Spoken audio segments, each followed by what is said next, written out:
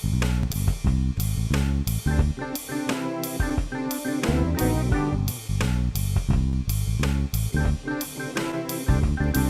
a moment for your body. Take a moment for your mind. Take a moment for your spirit. Take a moment to be well. Take a moment to be healthy. Take a moment when you pray. Take a moment for worship. Take a moment every day. Take a moment for your body. Take a moment for your mind. Take a moment for your spirit. Take a moment to be well. Take a moment to be happy. Take a moment when you pray. Take a moment for worship. Take a moment to show you care. Take a moment to show you care. Just to show how much you care. Yeah.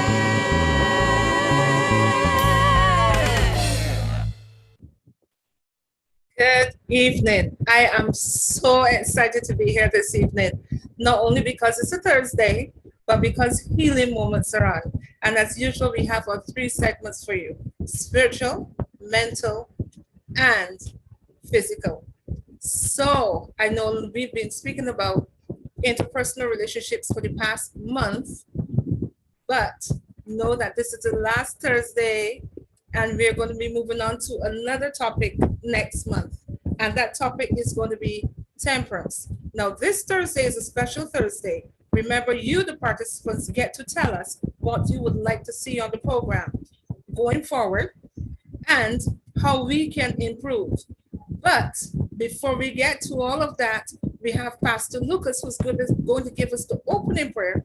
And then we have Sister Sherry going to speak about the qualities of good and bad relationships, followed by continuing with Dr. Dupree with her good fatty acids. So before we go any further, let's have a word of prayer by Pastor Lucas. Good evening to everybody. Let us all pray as we begin. Our Father in heaven, we are thankful indeed for the opportunity afforded us that we can come together. Be with us, Lord, as we share, discuss, ask questions, and get responses this evening. In Jesus' name, amen. I want to share with us this evening from a passage in the Bible, Matthew chapter 5. This is where the text is coming from, verse 41.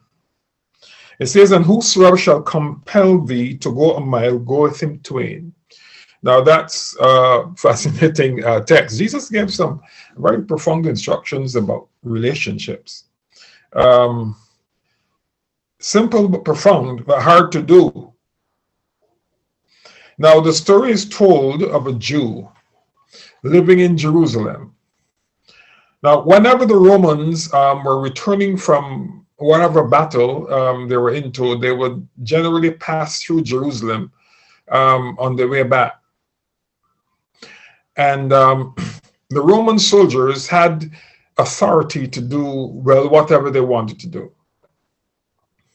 This time in question, as the soldiers make their way through Jerusalem en route back to whatever the destination was,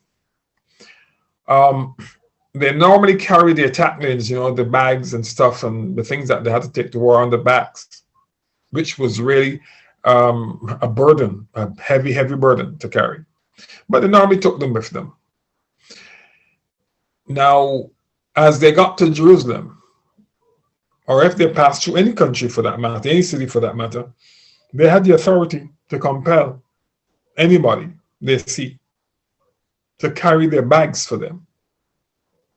So in this situation, as the soldiers came through Jerusalem, one soldier saw this man, Jewish man, out in front of his home, doing some agriculture. And he called him. And, as usual, compelled the man, told the man that he has to take his bags from him and carry them. The bags were quite heavy. The man put down his agricultural tools And he went to the soldier and told him to come by his home and just rest for a while. He will carry the bags. So the soldier stopped by the home.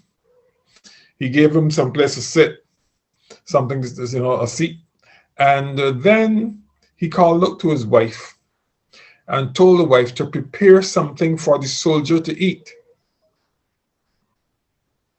And the wife did that, brought out whatever was prepared and gave to the soldier. So he was resting and he got something to eat. The soldier didn't bargain for this. Normally, when they compel someone to carry the bags, the person would resist. But this particular Jew did not resist. Rather, he tried to make the soldier as comfortable as he possibly can. And that kind of caused the soldier to start to feel badly about himself and about what he just was about to do. After he ate, then the Jew took the bags up, and heavy as they were, all that was involved, and carried them. And the further they went, the soldier was just so uncomfortable that he really wanted to get rid of this Jew. He really wanted to get rid of this Jew because he felt kind of guilty, compelling the Jew to do what he did, and the Jew went further than that. After the first mile, the soldier said, "Oh, sufficient now. You can go back. You can go back." The Jew said, "No, I will go the next mile." And he went the next mile. Well, no need for me to tell you what was going on in the soldier's mind. But after that next mile, then the Jew returned home. The text, if a man compels you to go a mile, go with him twain. We don't like people to compel us. Nobody does. But Jesus says, if that happens, rather than resist, go beyond what you are compelled to do. That is an awesome challenge. Awesome. But you know what? It worked because it caused the soldier to give thoughts to himself and the abuse he was heaping on the Jew who did not deserve it. In our relationships, the text is applicable. If a man compels you to go a mile, go with him twain. I thank you.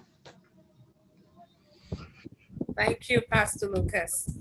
Now, 2 weeks ago, Sister Sherry brought us the different types of conflicts. Last week, she spoke about conflict resolution.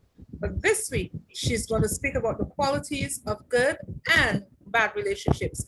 But before we get to Sister Sherry, I want to remind you, the attendees, that you have your time to weigh in. So remember, get those questions ready so that after the health segment, you can ask your questions, whether you are on Zoom or on YouTube.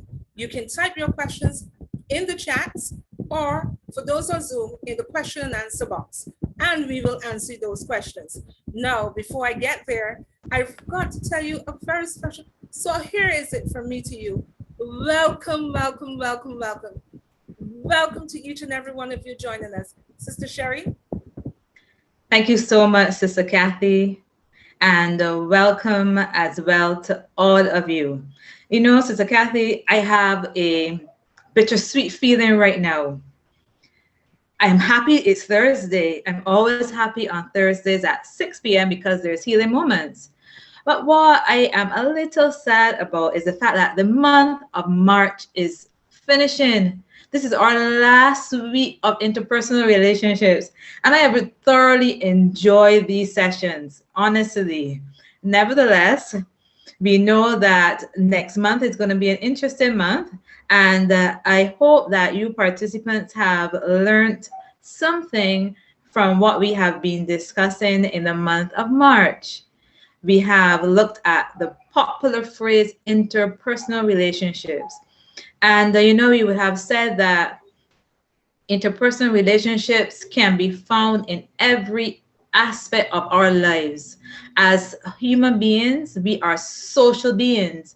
Therefore, we have relationships at work. We have relationships at church. We have relationships in our neighborhoods. We have relationships, obviously, in our families. And I believe that it is our goal, all of us have the goal to have positive, healthy interpersonal relationships. But as life has it, we don't always have good relationships.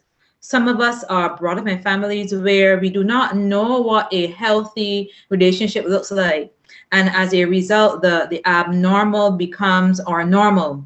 So whereas we are expected to have joy and satisfaction in our relationships, we don't have that. And as we would have discussed last week and the week before, we have different aspects of conflict. We said that conflict can help, can be healthy, can be positive if we look at it in the right way. And we also spoke about the fact that wherever there is conflict, there is always a solution through conflict resolution. You know, we also talked about the must-haves in interpersonal relationships, where we said that everyone must respect each other. We must have a sense of trust. There must be transparency. We also spoke about the importance of communication, or how I hope we really understand how important communication is as an essential factor to maintaining any healthy interpersonal relationship. Then we also spoke about so many things. We identified different types of conflicts. Then we looked at different strategies towards solving conflicts. But one of the important things we realized was that within conflict resolution, we have to look at the situation. There's not a one size fits all. And the most important thing is to choose a strategy that works for both of you, a collaborative one that looks for the betterment of both persons. And we talked about listening effectively. We talked about expressing yourselves clearly, seeing conflict as an opportunity for growth, and focusing on not necessarily generalizing or escalating the problem, but looking at solving it. So with all of that mouthful, what we have realized is that there are things that we can see in relationships that make them good and that make them bad. And you know what? Normally we would talk about the good and then the bad. But you know what? I want to start with the bad, get that out of the way, but then focus on the good. So what are some of the qualities of bad relationships? What do they look like? How do we know when we are in a relationship and the person is doing A, B, C, X, Y, Z, and these are not healthy? I'll give you a few pointers. Now, we may have persons who may avoid facing reality. You know, you can see reality staring you in the face, and they want to avoid. We call them avoidance factors. They become distant and they miss occasions where they really don't feel as if they are part of the relationship. You feel that there is something missing. They are there in person, but they are not really there in mind. That is not always good. And if it continues that way, that can go down a road where the relationship really does not become healthy. Then we have issues of compatibility. Now, up front, we will say that there is not a formula that determines whether two persons, and we're looking at an intimate relationship, there's not a formula that determines whether you are compatible or not. However, the important thing is when you are not seeing eye to eye and you are not willing to give. When you are like a positive person and then the person around you is constantly negative, it hinders the ability to communicate. It hinders the ability to be real with each other. Another problem that you may see is the lack of commitment. Again, we are looking at a healthy relationship and you may have started as friends, and you see the relationship progressing naturally. We're talking about a relationship between a male and a female, but for whatever reason, the one partner pulls away, pulls back. There is that lack of commitment, and you can see it all over the person's face. That can make for an unhealthy relationship. Then we may be in a relationship where this has been established for years and years, and we are talking about maybe a married couple that they've been married for 40, 50 years, and something happens and it causes the enthusiasm to dwindle. The relationship is not as spontaneous. You can tell that there is a difference. You know what you had 30 years ago, and you know what you see now. And if this remains unchecked, this may be a cause for concern as well. Now, a big issue in relationships is forgiveness. Now, we all make mistakes. We all do something that we have to go to our partner and say to them, I've done wrong, please forgive me.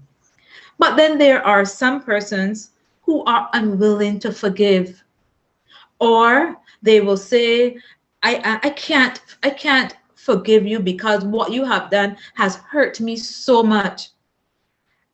How can we get beyond this? It may take time, it may take a while, and it will obviously take communication for you to be able to go through whatever problem it is. But if at the end of the day, the person is saying to you, I can't forgive you, is that, and they're saying, I can't trust you, is that some person you want to continually be with? Because at the end of the day, we all make mistakes. Then we have the type of person in a relationship who always says yes. Just say yes. You know, Nike says just do it. Well, this person is just saying yes. They feel that there are those that feel that they can't say no. They have no boundaries. So therefore, persons can come in and persons can have their own opinions about your relationships, and they allow persons to just bombard and overwhelm, and they're doing this and they're doing that and they're doing the next and they're doing the third, and they don't understand the importance of boundaries. If this continues again, this can be a cause for trouble. You understand, my people? The reality is that we all want good, healthy interpersonal relationships. So what do they look like? A good and a healthy interpersonal relationship has a good rapport. You feel comfortable. Not that you're always comfortable, because there are times when your partner or your friends or whatever, they do something that irritate you. But what I am saying is that the majority of the time, you feel comfortable and at ease with the person.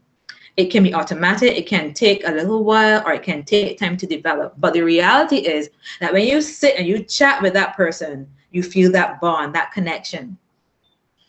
Empathy. Now, this is very important. Seeing the world through another person's eyes.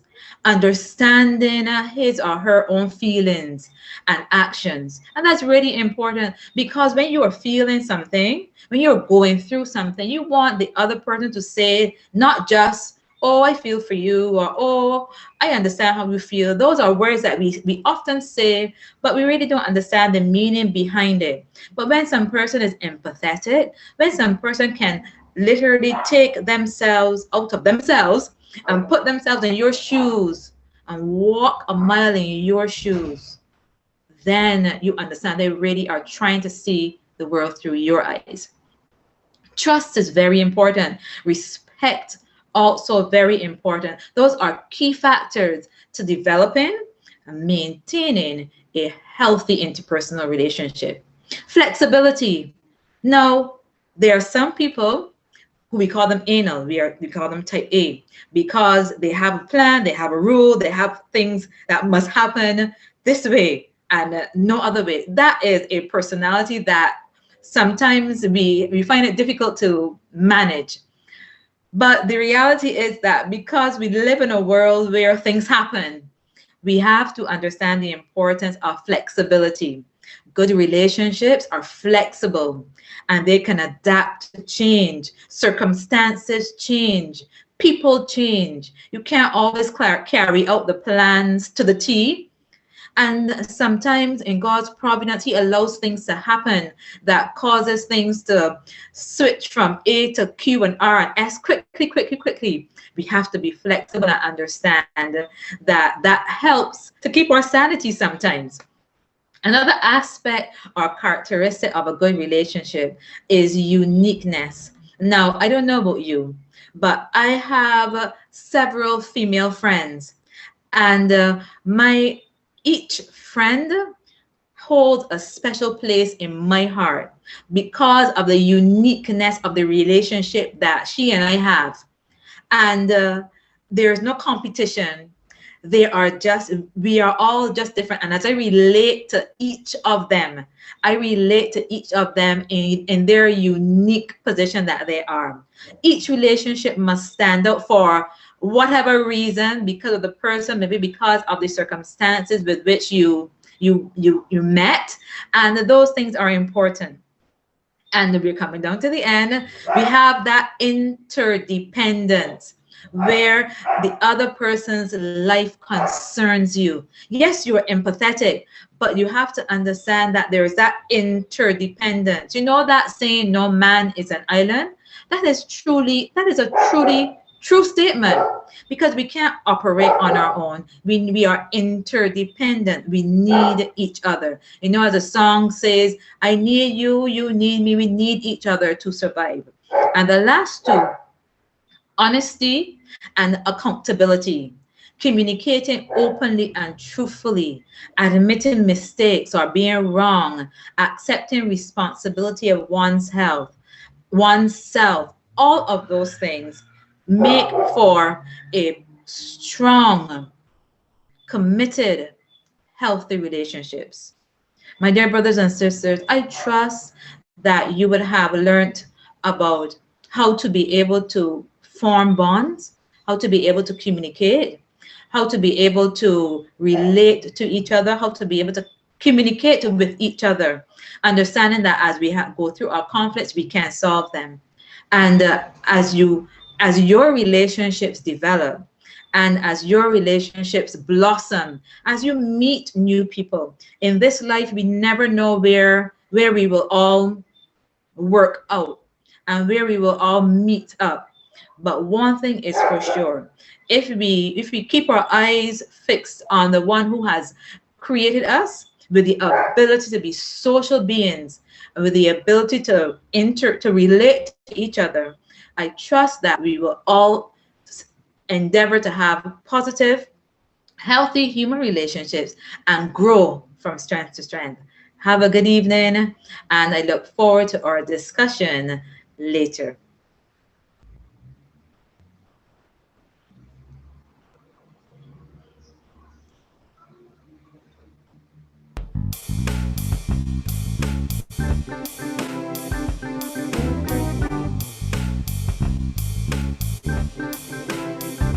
Take a moment for your body.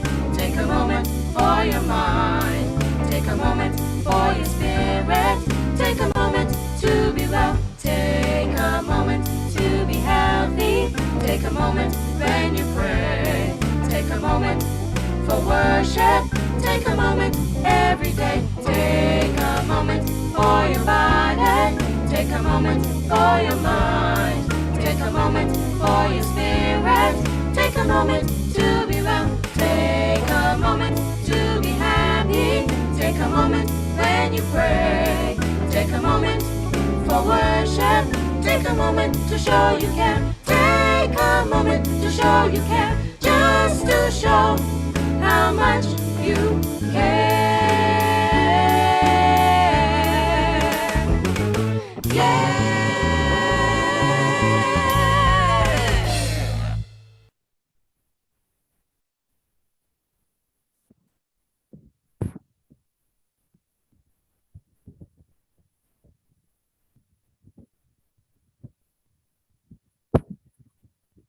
Thank you, Sister Sherry, for that very insightful. And yes, we are going to miss this program. I had loved this segment of the program. Thank you guys so much for making it so interesting this month. Now, before we get to Dr. Dupree, remember that you, the attendees, those of you on Zoom and those of you on YouTube, have your opportunity after to ask all of your questions. Remember to type them either in the chat or for those of you on Zoom in the Q&A box. Now, if you have a question that you want to ask, you can raise your hand and we will come to you. Remember, this week, we're going to speak about how we can make things better going forward for healing moments. And you can ask your question to any one of the panelists. Now, 2 weeks ago, we started the cells. We continued last week on the cells. And this week, we're going to speak to the benefits of good fatty acids and bad fatty acids. So, Dr. Dupuy.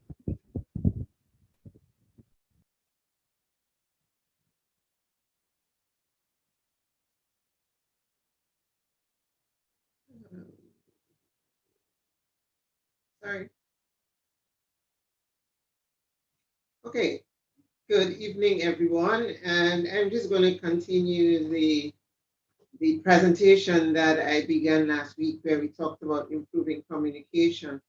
And I know that you don't want to go back to the structure of the cell, but I just want to remind you that the cell is surrounded by a membrane, which is called a lipid bilayer, which is not rigid, but is quite fluid and can move, have proteins sticking into the membranes. You have channels through which molecules can go in and out, but all in all, that cell membrane protects what's inside of the cell from the environment and selects what goes in and what comes out as long as it remains healthy. I remember mentioning that that the lipids can be changed, that they're not static, and that you can change the lipids based on your diet. So we mentioned cereals, grains, vegetables, and fruits that contain many molecules that will help to protect the fats in your cell membranes from damage, and also foods from the vitamin E family and the brightly colored foods and citrus fruits. When I ended, I was talking about the fact that those lipids can be damaged sometimes by oxygen species that are the byproduct of reactions within the cell. And also when foreign materials or viruses or bacteria enter the cells, and the cells and those invading antigens are destroyed, sometimes the byproducts can also damage the surrounding cells if the cell membrane isn't kept healthy. And so we needed to eat foods that are high in antioxidants that can restore the damage that's caused by the reactive oxygen species, which cause oxidation of the fatty acid. And so I'd like to talk specifically about the polyunsaturated fatty acids. Remember, we said that fatty acids may be unsaturated or saturated, and that if you have the saturated fatty acids in your cell membrane, it can make the cell membrane quite rigid and not fluid enough, so that there is difficulty in achieving homeostasis or balance.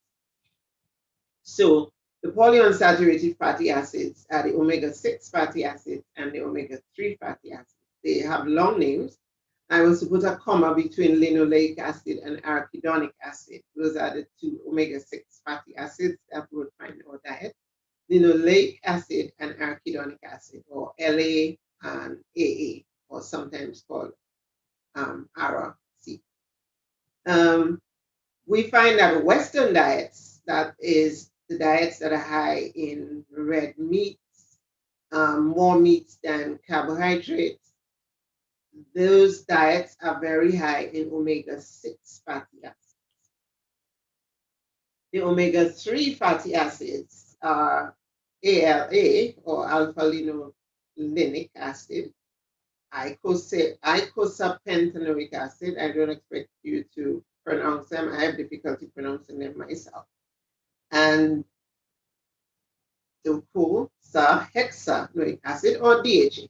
And that's why they're called by their short names, because they're very difficult to call. So alpha, LA, EPA, and DHA are the omega-3 fatty acids. Now, there is an abundance of literature out there on very dependable websites, not just anything that anybody posts on the internet.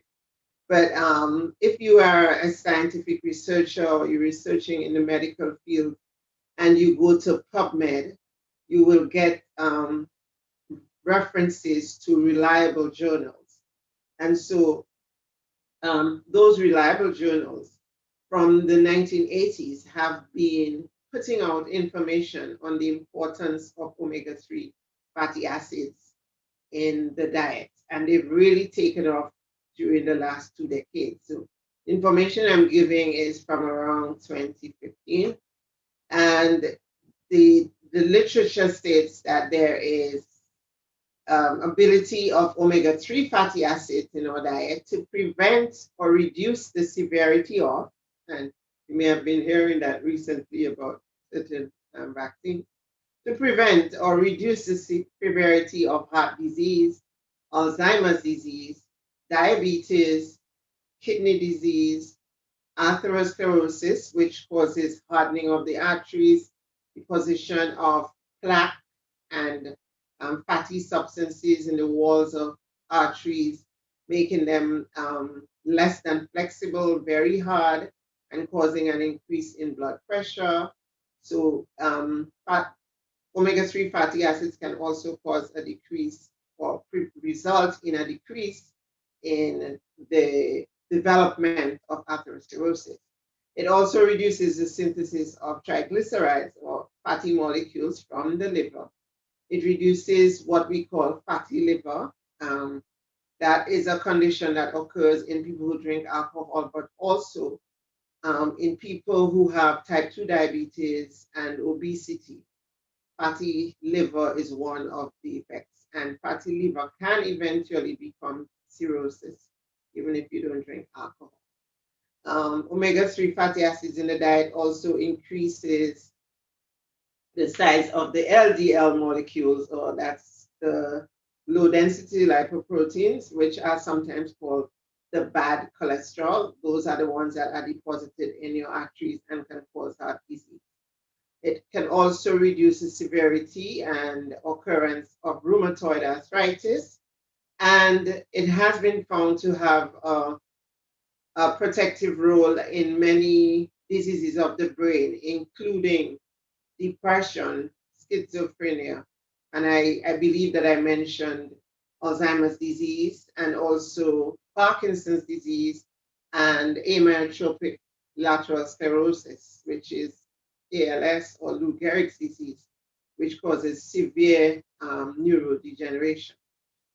We're told that the polyunsaturated fatty acids can produce oxylipins, and those are the signaling molecules that are produced from the from those unsaturated fatty acids.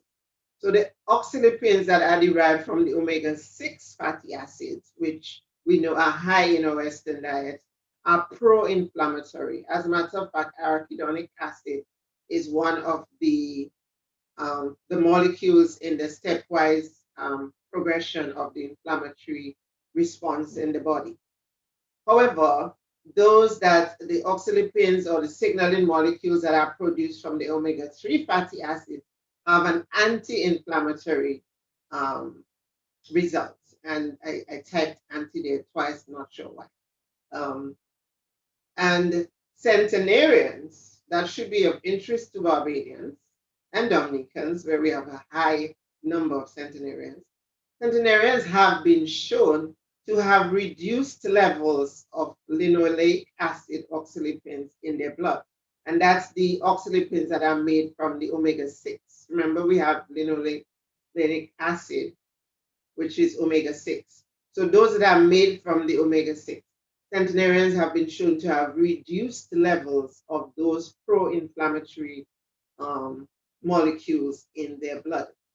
And the paper ends by saying, and I took that from, I can't remember its name now, but it's in the references, that it is reasonable to conclude that perturbations or disturbances at the membrane level, the cell membrane level, may have a major impact on the folding, location, and function of proteins, and a direct implication in disease. And that was specifically relating to diseases that occur in the brain, where we have accumulation of abnormal proteins that lead to ALS and Parkinson's and Alzheimer's disease. And so they're saying that if the membrane is kept healthy and is built from the right type of polyunsaturated fatty acids, is going to have a major effect on whether those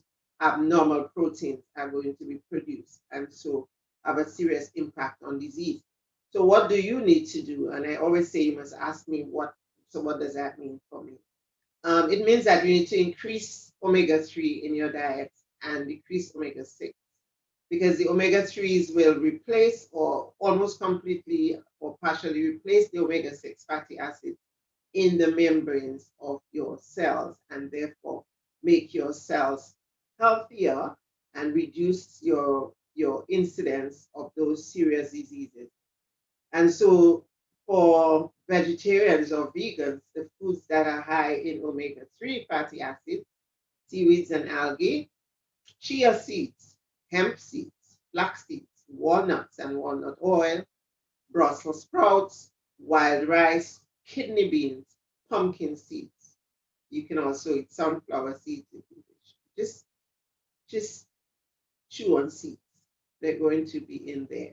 And if you're not vegetarian, mackerel and salmon are also, and sardines as well, are also good sources of omega-3 fatty acids.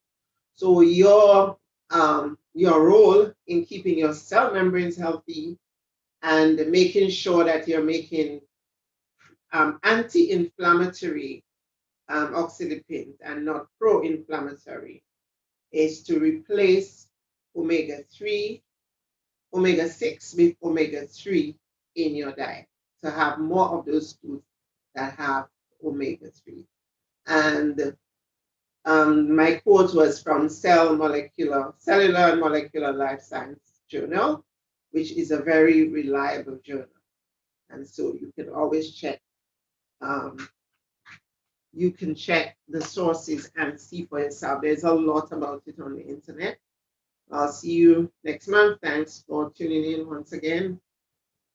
And we'll talk later.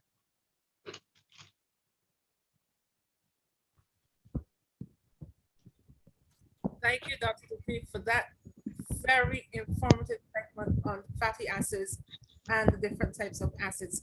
Now, this is your time, the attendees, those of you on Zoom and those of you on YouTube, to weigh in on anything that you've heard this afternoon, or anything that you would like us to change, anything that you would like us to see improved on, or any of the topics that you would want us to touch. So let's get to the questions.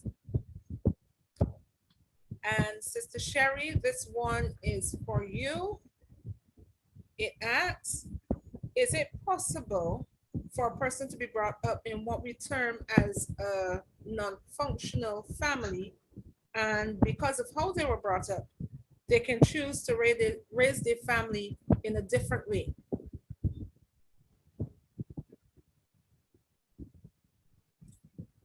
Pastor Lucas, I guess you can answer that one until Sister Sherry comes on. Well, yes, yes, it's possible. It means that a lot of learning has to take place, because as the saying goes, a child lives what it learns and learns what it lives. Sorry. I'm coming on as quickly as my camera allows. Okay, as she gets ready to do that, maybe continue. Yes, so we learn from, we learn from our own environment, but it doesn't mean that you have to continue with what you may have learned in your environment that's not appropriate. It doesn't mean that. Many people have made changes from that and have become entirely different persons apart from whom they may have been oriented to be by their own, childhood environment. So it's possible. Sherry is here now. I guess she will. I know she heard the question, but maybe she can come in and to share on this one. Okay, I need to apologize. I seem to be having technical difficulties on my part, so I'm going to need you, Sister Kathy, to repeat the question. Okay. The question was, is it possible for persons to be brought up in what we term a non-functional family, and because of how they were brought up, they can choose to raise their own family in a different manner? Oh, yes. I think the person means dysfunctional. There are, unfortunately, circumstances that we have no control of. And one of the circumstances that we have no control of is the family setting that we are brought up in, that we are born in. However, when we get to that age of accountability and we understand and we are exposed to other environments, we may join a church, for example, and that church may teach certain basic family structure or family tenets. We realize that how we were brought up was not the ideal.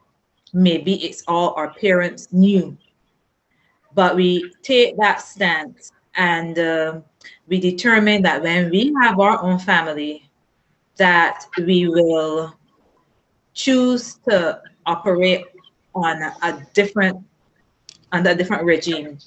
I have an example of a friend of mine, and he would always say, and this is an example I will use all the time because it's stuck with me on how we can use our dysfunctionality to create a functionality, for want of a better term. But he would always say that he learned how to be a father by looking at what his father was not. And that's deep, because it means that there is an intentionality in your lifestyle. You choose to operate differently. You don't use the and I don't want to use this word excuse, but you don't use the reason that this is all I know. But you determine in yourself that you see something that is better and you aim for better. And that's what life is all about: developing, improving on what is, and understanding that one thing we cannot change is the family with which we are, the family structure with which we are created, we are born in, and we are raised in. But we have the ability to change our future. I heard a quote today, and I know you may have said to yourself, oh, she didn't say anything. She didn't leave us with a quote today. But I heard a quote today that stuck with me too, and it says, the past is in our heads, but the future is in our hands. And simply meaning that we can't forget the past. There's certain things in the past that we may not want to relive. We will not want for our children and our grandchildren. But that is because we allow that future to be in our hands based on the decisions that we made and the intentionality we give to life. So in short, yes, we can change. Okay, this one is going to Dr. Dupuy, and it says, how concerned am I supposed to be if I observe that my breath and I am a man? Is that due to fatty tissue or something else? Mm-hmm. It is possible. There are usually 3 stages in life when men may notice. Oh, sorry. Right, sorry, my video wasn't on. There are 3 times in life when males may notice that their breasts may be getting larger. Sometimes it happens in infancy. even in a male infant, and that's from residual estrogen from the mother. It may happen at puberty. It may also happen in old age. And sometimes it's partly due to aging. Your hormonal balance changes after a certain age. There's no fixed age where you can say that a man is going to begin to get gynecomastia, but it has to do with your change in hormone levels. Testosterone tends to decrease as you get older, and sometimes also because of fat collection, adipose tissue collection, fat tends to store estrogen, so you get a high level of estrogen, as well as there are enzymes that convert some of your hormones, your adrenal hormones, to your androgens, testosterone and estrogen. And because of that altered enzyme activity, you may end up getting more estrogens than androgens, and so it may cause gynecomastia. Sometimes it's just aging, sometimes it's medication, especially if you're on medication for prostate cancer. You have men who drink a lot of alcohol, sometimes that can affect the levels, and there are other medications as well, some for AIDS, etc., that can cause gynecomastia. But it's a variety of symptoms, and usually it's nothing to worry about except for cosmetic purposes. A man may want to not have boobies or protruding breasts, so he may want to go and get it removed, but it isn't harmful or dangerous. Don't move, Dr. Dupree. There's another one coming at you. And this one asks, is it possible for a person to be allergic to what as omega-3 acids? Is it possible for somebody to be allergic to omega-3 fatty acids? It's possible to have allergy to almost every substance. You may not be allergic to the fatty acid per se, but you may be allergic to the source of the fatty acid.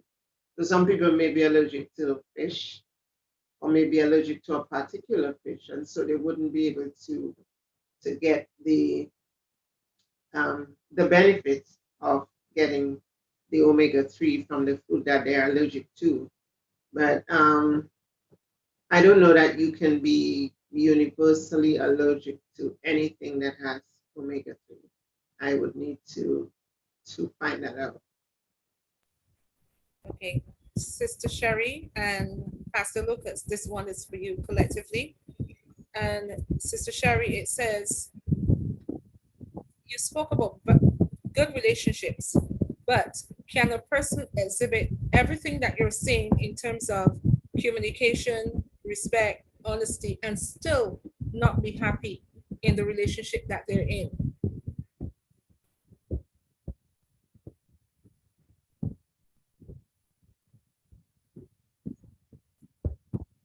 Yes, so that is possible. The text that I use is an important text. It's a difficult text too. If a man compels you to go a mile, go with him twain. Now, that text requires that you forget yourself. You take yourself out of the picture and put the other people first.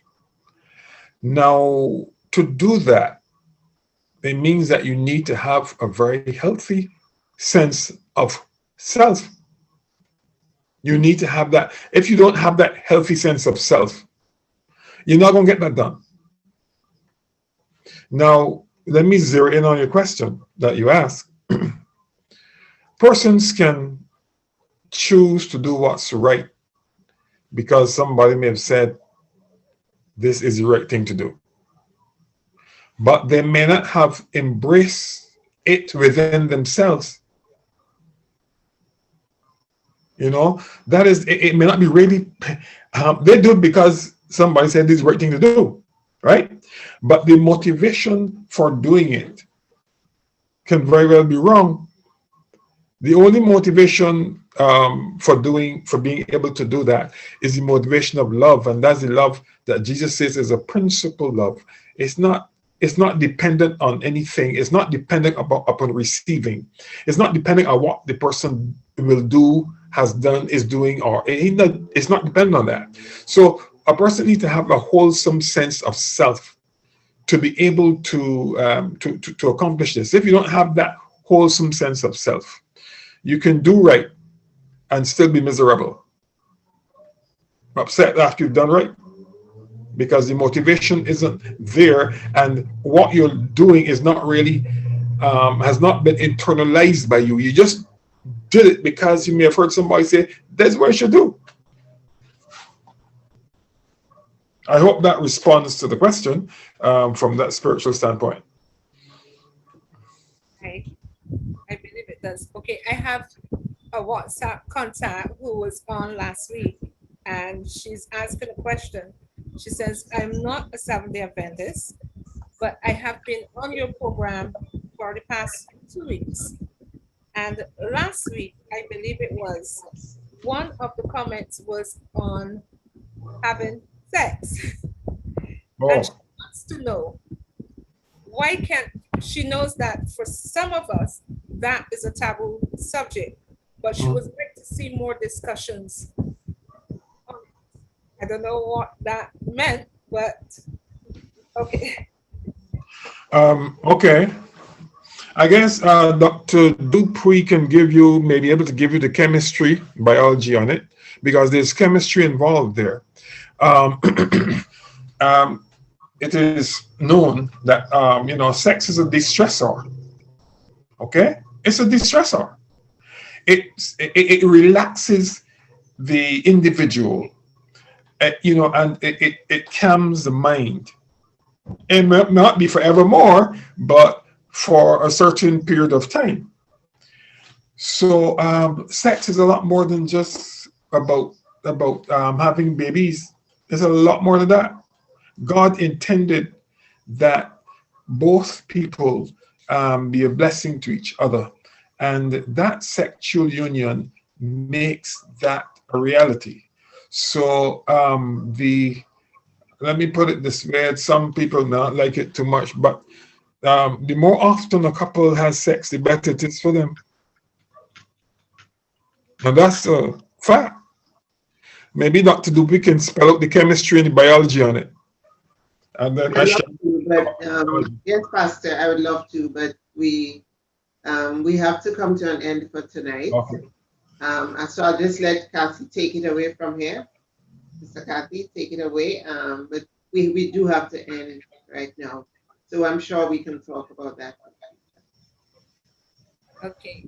Once again, I want to thank each and every one of you who joined us on Zoom and on YouTube for being here with us this Thursday. Remember, next Thursday, Healing Moments is on at 6 p.m. So let someone that Healing Moments is on. But remember, next week we are going to a different topic, and our topic will be temperance. I hope to see you next Thursday. Until then, have a healing moment. Bye.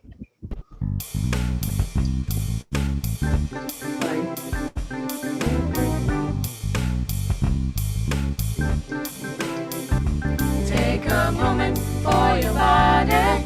Take a moment for your mind. Take a moment for your spirit. Take a moment to be well. Take a moment to be healthy. Take a moment when you pray. Take a moment for worship. Take a moment every day. Take a moment for your body. Take a moment for your mind. Take a moment for your spirit. Take a moment to be well. Take a moment to be happy. Take a moment when you pray. Take a moment for worship. Take a moment to show you care. Take a moment to show you care. Just to show how much you